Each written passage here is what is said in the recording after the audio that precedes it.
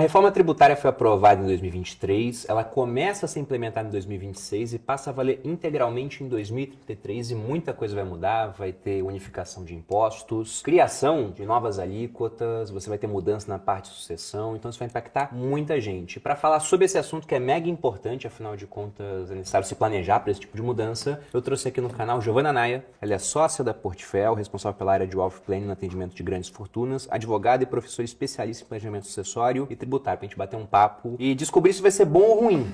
É bom pra quem, ruim pra quem, né? Porque depende muito da pessoa da quem a gente tá falando. Mas, começando, por que esse intervalo tão longo pra implementação? Porque começou agora em 2023, em 2026 começa a valer aquela alíquota teste, mas sem excluir os outros impostos, só em 2033 a implementação de fato. E além disso, será que de fato vai ser implementado? Porque no Brasil eu lembro quando aprovaram o teto de gastos, em 2016, e era pra ficar até 2026, e ele acabou em 2023 também. Bruno, primeiro um prazer estar aqui, muito bom poder falar sobre isso, porque vai impactar muito na realidade de todos os brasileiros. Essa mudança, esse tempo, na verdade, para mudança, ele é necessário porque o Brasil, ele tem um dos sistemas tributários mais complexos do mundo, né? É um dos países que mais se gasta horas para se entender o tributário. A gente estima-se que 99% das empresas no Brasil pagam imposto errado, pagando a mais, não é sonegação, porque acha que está fazendo certo, mas não conseguiu entender exatamente como que aplica aquela realidade tributária com maior eficiência dentro dos seus negócios. Então, qual que foi o propósito, né? A ideia é até boa, é um desenho de simplificação. Então, nós éramos um dos únicos países do mundo que não tinham o imposto único, o IVA, né, o imposto de valor agregado. Então, foi um desenho de simplificação em que a gente pega 5 impostos, basicamente, e transforma ele em um IVA dual, dividido ali em 2. A ideia é que seja mais fácil, só que, naturalmente, a gente está falando de Brasil. O que começou a acontecer? A ideia era acabar com guerra fiscal, os estados ali tendo uma competitividade entre si, eles queriam fazer algo único, então o governo federal tomou para si vários dos impostos que eram estaduais ou municipais e transformou no IVA dual. Naturalmente, com discussão no Congresso, começou-se a abrir um monte de exceções, excepcionalidades, que acabaram transformando aquilo que era para ser muito simples em algo muito mais complexo. E por isso que a gente precisa desse tempo, esse período de adaptação. De fato, se ele vai se consolidar, não consigo te dizer, mas é algo que veio com uma intenção inicial, pelo menos a tese era boa, de simplificar aquilo que é muito complexo e que hoje o brasileiro precisa gastar dinheiro não só pagando imposto, mas tentando entender que imposto tem que pagar. E quanto à alíquota, como a gente viu, não está pronto ainda, mas a princípio nossa alíquota seria a maior do mundo quando a gente fala de imposto de valor agregado. E mesmo assim, parece, na minha opinião, que não é suficiente, porque como esse imposto ele vai substituir a tributação sobre itens de consumo, e aí você pega lá, por exemplo, maquiagem. A tributação, quando você olha, está na casa de 50%. Só que é um 50% numa base diferente do que a gente vê quando viaja para a Europa, para os Estados Unidos e tem o IVA. Porque se eu vou numa farmácia americana e vou comprar uma maquiagem para minha esposa, e ela custa $10, tá lá o preço, na hora do caixa, o cara acrescenta o imposto de mais ou menos uns 7%. Se fosse 50%, então ia pagar $10 e ter mais $5 no caixa. Só que no Brasil a gente fala que o imposto é 50%, que a maquiagem custa R$150 são um imposto. Mas na verdade seria 100% de imposto. Então eu falo, cara, com tudo isso de tributação, na cachaça o imposto é 80, mas se você olha dessa forma é 400, né? No arroz é 20, mas se olha dessa forma é mais alto. Eu fico falando, vai ter que aumentar muito o imposto de renda também. A gente não falou de imposto de renda na reforma tributária ainda, né? Sim. A tese do governo qual foi? Primeiro a gente ia ter uma discussão de reforma tributária sobre o consumo, depois a gente veio com uma reforma tributária sobre a renda, que é um pouco dessa ideia do imposto mínimo, que tá todo mundo chamando de tributação dos dividendos, mas na verdade eles foram muito inteligentes e ardilosos. É mais do que dividendo. Exato, não é tributação dos dividendos, é imposto mínimo geral sobre a sua declaração de imposto de renda. Mas você tem toda a razão, o que vai acontecer, né? Quando a gente substitui esses 5 impostos em um, vou chamar o IVA dual como único, a gente tem, por exemplo, o PIS/COFINS, que pensando aqui na realidade de quem tem patrimônio acumulado numa holding imobiliária. Se você tem uma holding imobiliária, você paga PIS/COFINS de 3,65% de imposto. Quando a gente traz isso para a realidade do IVA, então eu vou substituir, naturalmente, esse valor vai subir. Temos em alguns casos valor de desconto, taxa de desconto, como é o caso de estruturas imobiliárias, a gente não vai ser os 28% efetivamente, a gente tem 70% ali de redução, de fator de redução, mas ainda assim, nesse valor de 28%, de 3,65% eu passo a ter 8,7% de imposto, por exemplo. O IVA substituindo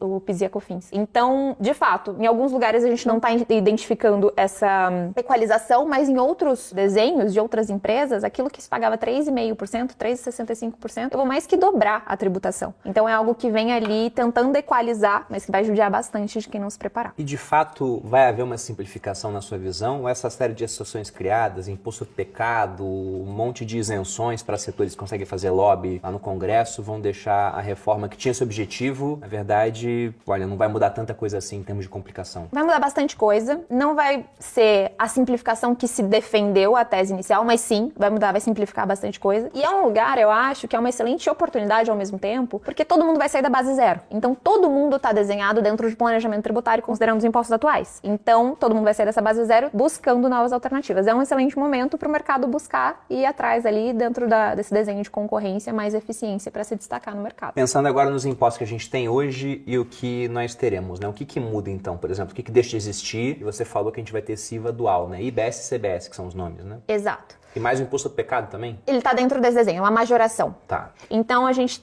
deixa de existir o ICMS, o PIS, a COFINS, o ISS e o IPI. Então esses 5 impostos deixam de existir e a gente passa a ter a instituição do IBS e o CBS dependendo de cada caso. O que veio de novidade, que não se esperava a princípio, que traz nessa reforma tributária um outro imposto que é trazido é o ITCMD, porque foi um movimento dos estados em que houve essa necessidade que impacta muito a realidade do patrimonialista, né, da pessoa que está ali já adquirindo patrimônio. Bom, pegando essa parte do ITCMD que você citou, porque ela impacta diretamente o patrimônio e é um imposto, inclusive, que eu vejo muitos políticos, principalmente o pessoal mais da esquerda, defendendo a majoração da alíquota, porque no Brasil o pessoal fala, a gente paga pouco imposto sobre herança. Me citam geralmente os Estados Unidos como um exemplo, falando que lá a alíquota é de 40%. Eles só esquecem, né?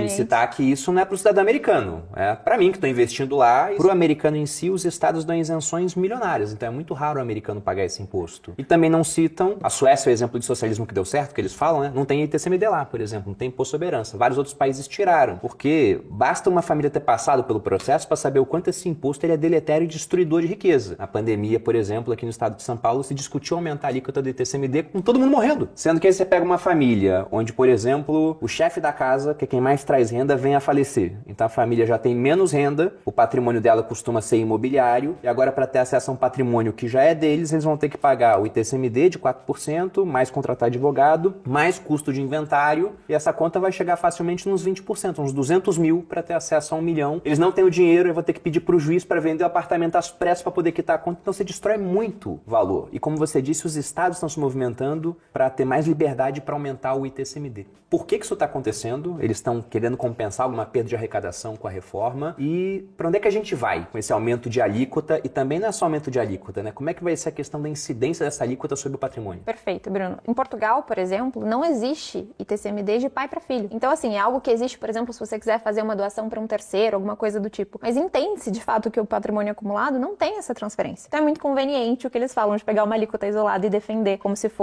Brasil fosse uma exceção nesse sentido. Como você muito bem falou, o que aconteceu? Quando a gente teve esse movimento da reforma tributária sobre o consumo, o ICMS ele é o imposto de maior capacidade arrecadatória dos estados. Vem muita arrecadação. Quando o governo federal começou a se movimentar e ele tirou o ICMS da mão dos estados, esse controle direto sobre o ICMS, até vai haver um repasse, mas esse controle direto, os estados começaram a se movimentar. Falou, poxa, eu preciso de dinheiro, eu preciso custear aqui serviço público, enfim, toda a máquina estatal, né? Como que a gente consegue fazer para aumentar a minha arrecadação em outra ponta, já que eu não vou conseguir brigar com esse desenho do ICMS? E aí a solução foi, não tem problema, a gente vai tirar o ICMS daqui, mas a gente vai colocar um outro imposto majorado, com novas estruturas, novas regras, para que a gente possa te ajudar a recolher mais imposto, né? Legal. O contribuinte não, mas você eu vou ajudar. E nesse desenho foi que se inseriu o ITCMD ou ITD, enfim, depende do estado, dentro da reforma tributária. Isso está vindo de maneira agressiva, na minha opinião, para a tributação do patrimônio. Como que funciona o ITCMD? O ITCMD ele é um imposto de lei estadual, então cada estado tem autonomia para reger ali as regras desse imposto dentro das diretrizes constitucionais, que vieram nessa reforma tributária, a emenda constitucional alterando bastante coisa. Dentre as alterações que a gente tem, por exemplo, a obrigatoriedade da alíquota progressiva. Hoje, a alíquota máxima do ITCMD, ele é por resolução do Senado Federal, hoje de 8%, mas a gente já tem projeto para mudar, naturalmente, no máximo de 8%, e cada estado cobra da maneira que bem entende. Por exemplo, o estado de São Paulo, a alíquota flat fixa de 4%. A alteração da... Qual estado cobra 8%, por exemplo? O Rio de Janeiro. O estado de Goiás tem progressiva até 8%, por exemplo. No estado de São Paulo, Paraná é 4%, em Minas Minas é 5%. Com essa regra, eles exigiram a progressividade. Então eles puderam falar, olha, Estado, se você quiser cobrar 1, 2, 3, 4, você pode. Se você quiser cobrar 2, 4, 6 e 8, também. Só que a gente tem um novo, quando a gente tem a aprovação da reforma tributária, né, ela é uma emenda constitucional e a gente tem projetos de leis complementares que vêm trazendo, esmiuçando o desenho previsto de maneira generalizada da emenda constitucional da reforma tributária. Dentre eles, o PLP 108 de 2023, que está para ser votado agora, nesse mês de julho, que vai começar. E ele traz algumas regras, como, por exemplo, a obrigatoriedade do Estado manter e bater a alíquota máxima. Então, essa desculpa que se tinha de que o Estado poderia fazer 1, 2, 3 e 4%, por exemplo, não vai existir se aprovado esse projeto de lei. Eles querem todos os estados colocando 8%. Pelo menos em uma das faixas de maior patrimônio. Então, pode ser 2, 4, 6 e 8, 4, 5, 6, 7 e 8. O Estado vai ter uma autonomia, mas vai haver, a partir desse projeto de lei, se aprovado, a tributação de 8%. O que implica no Estado de São Paulo, por exemplo, no mínimo dobrar a tributação, que é de 4% hoje, independentemente do tamanho do seu patrimônio, para 8% na alíquota máxima. Caramba, é muita coisa. E aí, pensando em estruturas tributárias que o pessoal já usa para se proteger disso. Por exemplo, uma holding, né? Que aí a pessoa faz a sucessão nas cotas da holding e não no patrimônio todo. A base de cálculo do TCMD se mantém igual ou eles querem mexer nisso também? Eles também querem mexer nisso. Como desgraça pouca é bobagem, eles também querem mexer nisso. Quando a gente fala de tributação, eu preciso sempre trabalhar com alíquota e base de cálculo. A alíquota eles já movimentaram com essa ideia de progressividade, tendo que atingir 8%, a alíquota máxima, e a base de cálculo, por exemplo, em estruturas de holding. Hoje, no estado de São Paulo, estado do Mato Grosso do Sul, a gente tem previsto na lei que a tributação das participações societárias de uma holding, por exemplo, ela vai ser com base de cálculo de patrimônio líquido. Para quem não conhece nada de contabilidade, você vai olhar dentro do finalzinho da contabilidade ali a questão de patrimônio líquido, que é a diferença de ativo e passivo, esse valor que tem ali. Quando a gente fala de holding imobiliária, o patrimônio líquido basicamente é o valor de aquisição dos imóveis, com alguma majoração ou diminuição. A mudança do projeto de lei 108 é uma ideia em que você tenha valor de mercado para essas estruturas, inclusive considerando o fundo de comércio, por exemplo. Então eu vou ter uma discussão de valuation dessas estruturas. Esse fundo de comércio seria o quê numa empresa, só para o pessoal ter noção? A carteira de clientes, a estrutura de marca, é de fato uma discussão de valuation dessa empresa. O valor de mercado da empresa, seria isso? É isso. Ah, mas esse valor de mercado ele é ultra subjetivo. Porque, por exemplo, você pode ter uma negociação, o Grupo Primo agora há pouco fez lá uma negociação e vendeu uma parte, foi avaliado em 1,2 bi. Beleza, teve essa rodada. Só que isso foi no final do ano passado. Então, para agora pode ter mudado. A gente tem negócios novos, outros que podem deixar de existir. Agora, para uma holding que não tem negociação nenhuma, é o quê? É um laudo que vai ter que ser emitido por um fiscal? Como é que vai ser isso? Eu vou tomar a liberdade de ler para você, tá bom, Bruno? A base de cálculo deverá ser calculada com metodologia técnica idônea e adequada às cotas de ação, inclusive o método técnico que contemple eventual perspectiva de geração de caixa do empreendimento. É absolutamente subjetivo. Então, inclusive, eles podem jogar a tua avaliação para cima. Sim, é exatamente isso. Geralmente a gente gosta de valuation mais alto, né? Mas para isso o pessoal não vai gostar. Caramba, mas isso cria muita insegurança jurídica. Eu tô olhando para o que a gente tá falando aqui e pensando, cara, o Brasil tá ficando inviável. É algo sério e que a gente precisa se movimentar. Existe uma maneira da gente cuidar disso. De novo, né? Esse projeto de lei está sendo discutido agora a partir de julho, a previsão de votação é aqui, mas não dá para contar com a sorte. Eu bato muito nessa tecla com os nossos clientes na Portfel, em que o dinheiro me dá a liberdade para eu não precisar contar com a sorte de tomar as minhas decisões. E no caso dos municípios, porque você citou os estados que tinham muita arrecadação vindo do ICMS e os municípios arrecadavam muito pelo ISS. Eles vão ter algum tipo de compensação ou também vão majorar alguma coisa específica? Por exemplo, IPTU? Eles não trouxeram essa previsão. O que eles trouxeram para mexer no ISS é a previsão de ITBI. São até algumas discussões presentes, por exemplo, no STJ. Qual é a data de incidência do ITBI? Na data qual é o fato gerador, né? Fechamento do negócio, por exemplo, na lavratura de uma escritura ou na averbação disso na matrícula. Então, eles trazem algumas previsões ali, mas o que de fato vai doer no bolso dos nossos clientes é a questão do ITCMD, do Imposto de Herança e Doação. Pensando assim, o que melhora para a pessoa física, o cara que não tem empresa? Porque você tem, por exemplo, essa parte das empresas, os setores, né, responsáveis pela parte contábil, provavelmente serão menores, já que é muito mais fácil apurar menos impostos, teoricamente, né? Não sei o que vai acontecer também, mas pelo que eu tô vendo, a previsão é aumento de imposto, o que é algo até meio óbvio, porque o Estado ele não pode fazer uma reforma prevendo arrecadar menos, né? Já que eles têm aquela lei de responsabilidade fiscal. Então eles têm que sempre ter para cada gasto uma fonte de arrecadação. É natural que haja uma majoração da arrecadação, porque nenhum político faz aquilo para arrecadar menos. E aí, se Brasília vai arrecadar mais, os estados menos, os estados se mexem para passar a arrecadar mais. Os municípios é a mesma coisa. Só que não tem representação lá, ironicamente, é a pessoa física. Embora a gente vote para eleger os deputados, a maioria maioria está lá para defender interesses dos seus próprios setores. Então melhora de fato? Ou na sua opinião, olha, não, no final vai ter um pouquinho de simplificação, mas a conta vai ficar mais cara? Eu acho que principalmente quando a gente fala da pessoa física, melhora no sentido de que a gente ainda tem muita insegurança. Então, por exemplo, recentemente no Mato Grosso do Sul, o tribunal se posicionou de uma maneira diversa com relação à base de cálculo, que era para ser de holding, que era para ser patrimônio líquido e foi discutida a questão de valor de mercado. Então, ele traz um monte de solução àquilo que a gente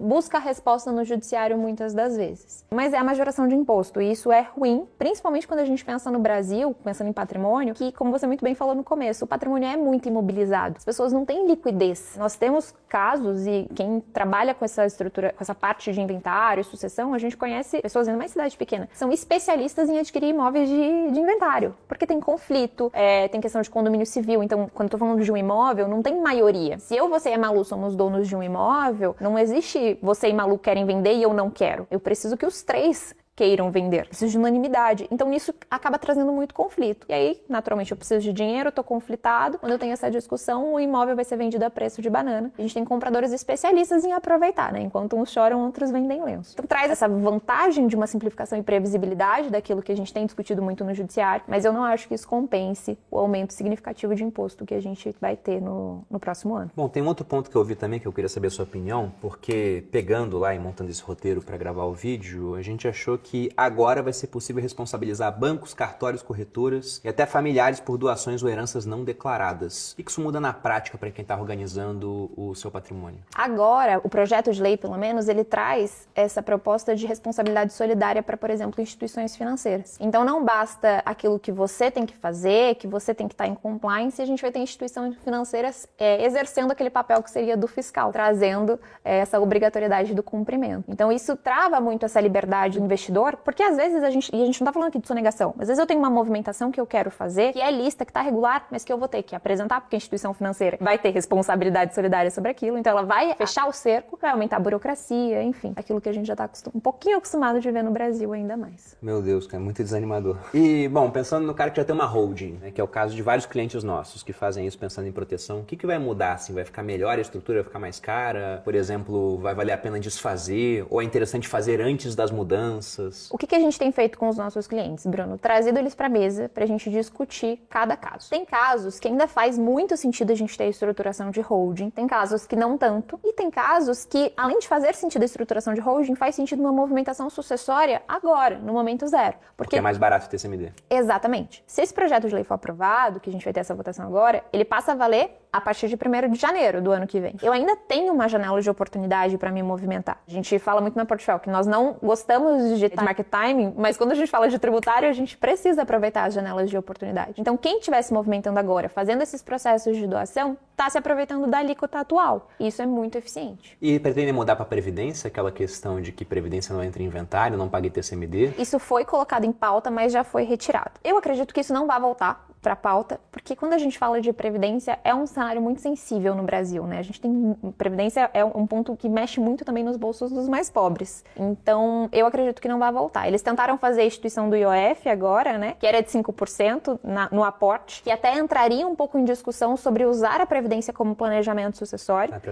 Aporte acima de 50 mil, no caso. Exato. Que caiu, mas que o presidente Lula já buscou o STF para tentar retornar, né? A gente pelo menos teve essa notícia na semana passada. Agora é acompanhar para ver o que vai acontecer. Mas esse é um grande ponto. É um movimento de se organizar. Então, poxa, a gente caiu esse decreto no IOF, a gente tem essa liberdade de movimentação de previdência. Giovana, isso significa que eu vou colocar todo o meu dinheiro, por exemplo, num VGBL? Não, se não fizer sentido. Então, é o momento em que a gente tem trazido os nossos clientes ainda mais para perto para colocar em prática aquilo que a gente já imaginava e muitas das vezes o cliente, não quero pensar nisso agora, tô focado em outras coisas. É o momento da gente falar sobre planejamento patrimonial e sucessório, porque a gente tem grandes chances de ter uma virada de chave pagando o dobro, o triplo, o quádruplo do que seria o preço no imposto de herança e sucessão se a gente esperar os próximos anos. Assim que o Lula ganhou a eleição, eu lembro que eu pensei sobre mudanças de imposto e falei, acho que Previdência vai ser uma das coisas menos afetadas, porque na declaração para o TSE do patrimônio, a maior parte do patrimônio dele estava numa Previdência privada, né? Eu pensei, bom, então não deve ser tão afetado. E até agora não foi. Só para quem fosse fazer esses aportes novos ia ter essa incidência do IOF de 5%, o que ia inviabilizar, né, esse aporte acima de 50 mil, porque era muito imposto na cabeça para você fazer o investimento. O que ficou claro, Giovanni, então, é que as mudanças elas serão várias, em magnitude muito alta, dependendo do imposto que a gente está falando, por exemplo, no caso do ITCMD, que vai impactar todo mundo, né, porque todo mundo morre, uma hora isso vai acontecer, ou vai doar patrimônio em vida ainda. O que você diz, assim, para fechar, o que você recomenda de forma prática para quem está assistindo esse conteúdo? De forma prática, procure seu consultor patrimonial, porque cada caso é um caso, mas está na hora da gente se movimentar. Não é hora de sair desesperado, porque a gente tem aí 6 meses à frente para poder trabalhar, mas está na hora de se movimentar. Pouco tempo, né? É pouco tempo, mas ainda há tempo. Então, quem quiser se movimentar agora, quem tiver essa preocupação, que eu imagino que seja todo mundo, o momento é agora de você buscar o seu consultor, entender como que funciona, como que a gente consegue adequar a sua realidade e pensar em eficiência tributária, que pode dilapidar o seu patrimônio. Como você falou bem no começo do vídeo, quando a gente faz uma conta de dilapidação de patrimônio em processo de inventário, a gente trabalha de 15% a 20% do patrimônio. É uma coisa que eu sempre digo aqui no canal, né? Já falei reiteradas vezes, quem acompanha mais tempo vai se lembrar, é que no seu portfólio você não consegue controlar a rentabilidade, por exemplo, mas você consegue controlar 3 coisas: a diversificação que você tem, os custos que você paga para ter a gestão desse portfólio e a sua eficiência tributária, que é um ponto que o rico costuma se preocupar pra caramba, ele paga muito menos imposto e a classe média costuma relegar. Falar, simplesmente não pensa nisso, e acontece também com as empresas que pagam muito mais imposto que o necessário. Então, para quem está assistindo e quer bater um papo com um consultor, para saber o que você pode melhorar na sua carteira, ou estruturas, para quem tem muito imóvel, por exemplo, para quem quer investir lá fora, abrir uma offshore, tudo isso a gente faz na Portfel.